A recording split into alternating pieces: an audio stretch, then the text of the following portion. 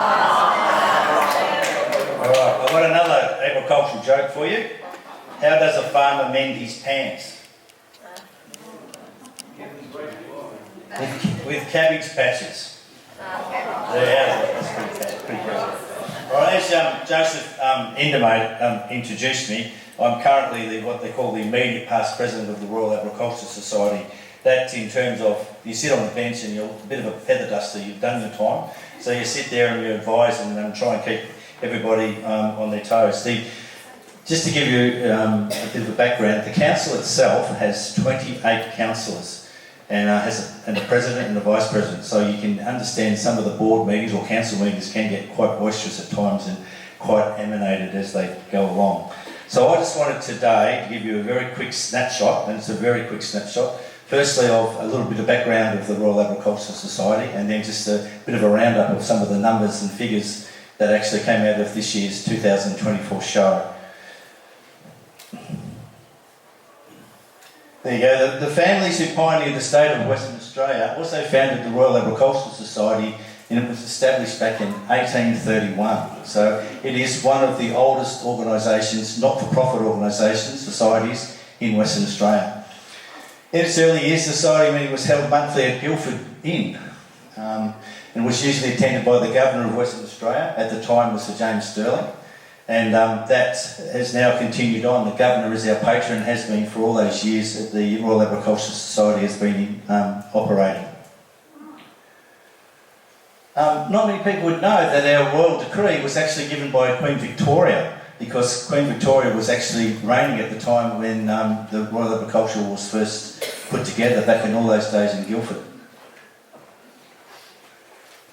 12 years later, in 1902, the return for land, the society held at Guildford, and it was given some land in Claremont, where it is held today, and it's been there all that time since. And there is an artesian bore, and it's still there. It doesn't operate; we don't use it anymore, but it is still there, and we could operate it if we want to. The first show was held in 1905.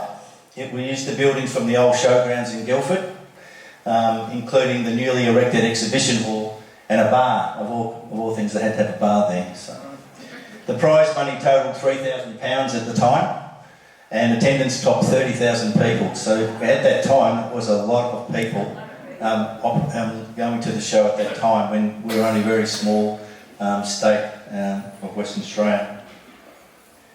Now, the Perth Royal Show this year was from 21st and 28th of September. And it had extreme rides, had live entertainment, over 350 show bags were on offer, a 3D drone show, and one of the biggest ever show, fireworks, which I know some of you went to and experienced it, so it was pretty amazing, I must admit. Probably the best I've seen all my time there, and there was a lot of time and effort put into it. The Royal Agricultural Society actually works with 120 community organisations, ranging from Food Bank, St John's, Ambulance, Country Women's Association, and the Ronald McDonald House. Now, we do, prior to the show, have a show bag testing activity, and all the show bags that are actually used or are going to be used through the show, or on offer I should say, are taken down to Ronald McDonald House for all the kids that have got cancer and all the other diseases, and they have a great time down there pulling all the show bags apart, and it's a great day for them. So we take some horses down there, we have some clowns, we have a few other things, so it is a bit of a touching experience. I've done it twice now, and to see the smiles on those kids' faces is just phenomenal. Approximately 1,700 people are employed each year at the show, and 3,000 small businesses take part during the show activities. So it puts a lot of money back into the economy of Western Australia. Just so that out of show, so you're aware, the Royal Agricultural Society actually supports the participation of young people interested in pursuing careers in agriculture. Has distributed approximately $840,000 in scholarships, awards and other initiatives for young Australians, such as funding for national and international competitions. They have the Royal Ambassador Program, Young Judges Program, and the Next Generation committee that's formed, which obviously supports young farmers and such. There's some statistics from the show this year, and if I can find them, I can go through with some of them with you. You can see there was 145,000 free kids tickets, because this year the entry to the show was sponsored by the Western Australian Government, who actually allowed or provided for under 15 kids for free, and there was discount tickets for seniors, and I'll get to that in a minute.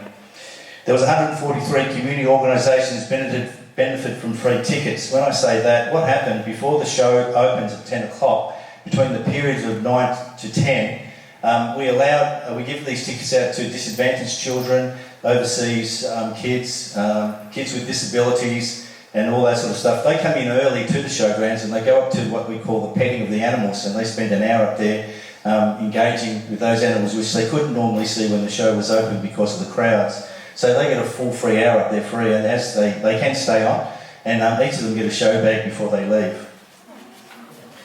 We have 4,000 animals on site. As you can understand, that can cause a fair bit of difficulty.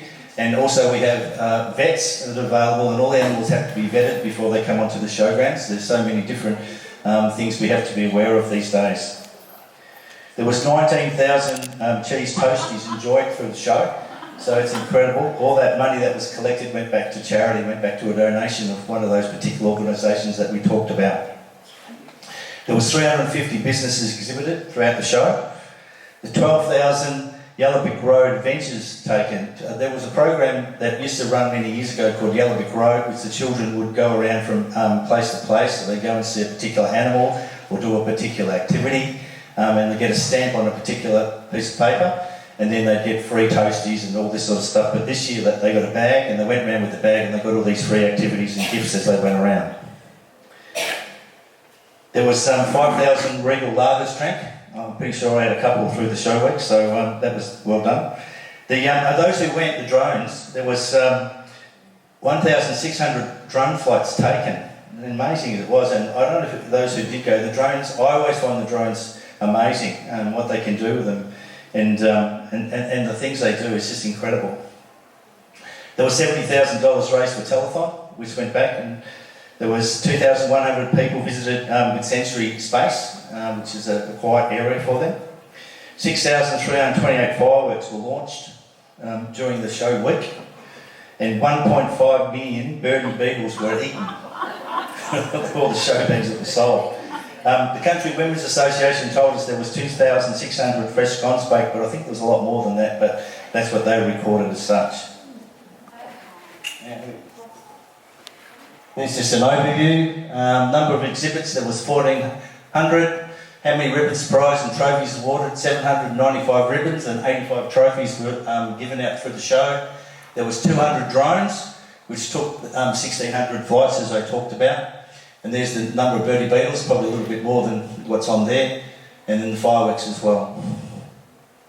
Well, there's the breakdown. 6,328 fireworks across 128 firing positions. And there was 35 schools involved through the show. We also have a competition early in the show, which is a scarecrow competition, where each of the schools put in a scarecrow, and on the very first day of the show, there sort of a prize is given for the best scarecrow. We had 65 scarecrows this year, which is actually amazing. It's growing, and it's growing all the time. That was the tickets this year. The tickets ranged from 44 to 22, and there was concession tickets at 25. And all children under 15 were free, which was a raving success in regards to the numbers that came through the show this year. The total number was 438,600 showgoers attended this year. That's probably one of the best attendances we've had in a number of years, probably 10 years, so that's pretty amazing. We, as you know, through the COVID years, we had to work pretty hard because the numbers were down, and of course we didn't have a show in 2010. So I hope we'll see you at the show next year.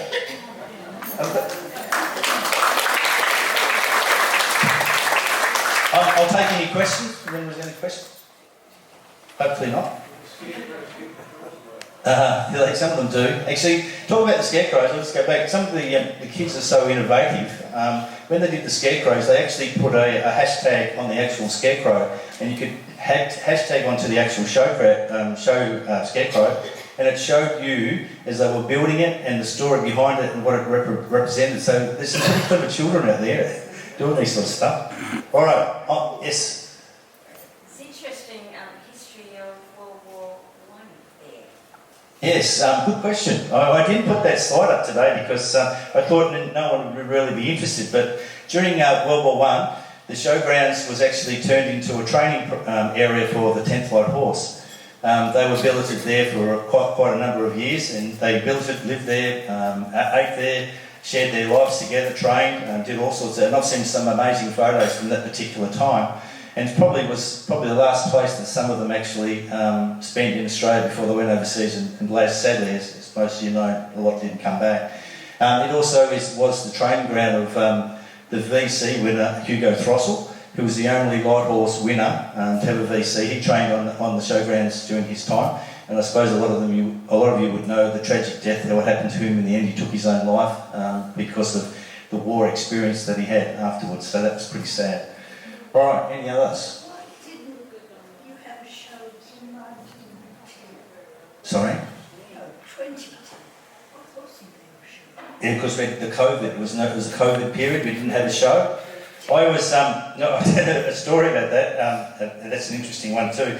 It was 6 weeks out of show.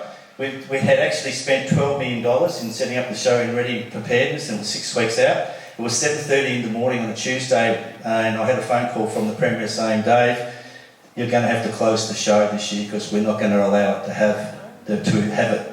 And I won't say what I said on the phone, but I do remember it quite well. And then he said to me, "You've got half an hour to get your act together because we're going to release it on the TV." So luckily, I was at the showgrounds at the time and I was with the CEO, so we had enough time just to get our statement prepared. But it was pretty quick. It was thrown out pretty quick, and we did suffer. And that particular year in 2020, and the Premier was, or I should say the Western Australian Government, were lucky enough that they allowed us, they helped us out with $2 million, but we did lose quite a bit of money that particular year. So it's been pleasing the last couple of years that we've had very good attendance, and that's obviously put us back in stead. So with showgrounds too, and I probably should mention, the future of the showgrounds is that it will be a redevelopment of the showgrounds, because a lot of the buildings there, if those who have been there recently, are at the stage where they're too old. They don't meet a lot of the building codes anymore, and those we have to go through a whole redevelopment, and that redevelopment in cash terms is probably $500 million to do so. So we haven't, we've got a little bit of money, but we're out there in the market looking at different options that how we can get the showgrounds up and running. I think most of you would be aware that we've had Circus Soleil this year, which was very successful, and we're just in the process now of locking them in for the next 10 years. So we'll get Circus Soleil hopefully every year now for the next 10 years, which is fantastic. And if those who did go to the performance, it was a pretty amazing performance. I must admit, they're doing an amazing job. Okay, thank you very much, Joseph. No, you only get 3 years, and that's it. They have their constitution is it's very unusual. You have 3 years as vice president, 3 years as president, and 3 years as immediate past president, and you can't be re-elected. I thought it was a bit steep, but we're now, after going through that process and the amount of time and effort that I put into it, and understanding how it works, I think it's excellent because it keeps that flow of people coming through all the time.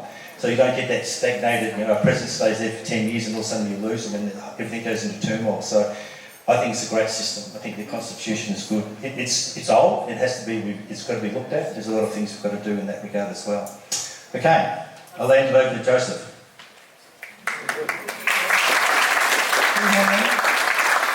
For your detailed report. Well, I just want to mention that if anyone wants to buy tea towels, Elsie's out there to sell those, and it's a very good system because the association gets a small cut of it, so it helps with our own funds. So if anyone wants to get anything from Elsie, now's the time for Christmas. Thank you. Morning tea.